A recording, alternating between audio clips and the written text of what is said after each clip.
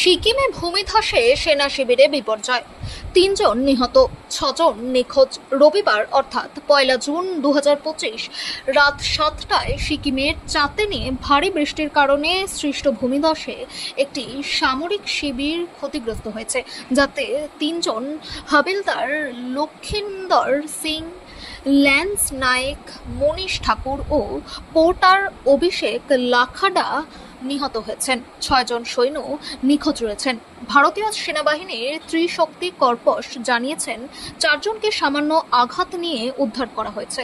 নিখোঁজদের খুঁজতে কঠিন পরিস্থিতিতে অভিযান চলছে। ভূমিধসের ফলে লাচেন নদীর পানি বৃদ্ধি পেয়ে পরিস্থিতি জটিল হয়েছে।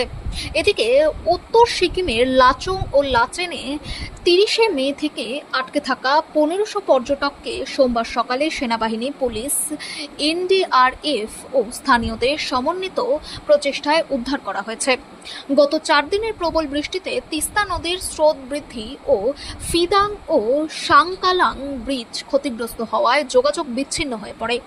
ভূমিধস ও বন্যায় উত্তর পূর্বাঞ্চলে ৩৭ জনের মৃত্যু হয়েছে, যার মধ্যে আসামে ১০, অরুণাচলে ৯ জন। বিশ্লেষকরা বলছেন, জলবায়ু পরিবর্তনের কারণে এমন চরম আবহাওয়া বাড়ছে, যা অবকাঠামো ও জনজীবনে বড় চ্যালেঞ্জ।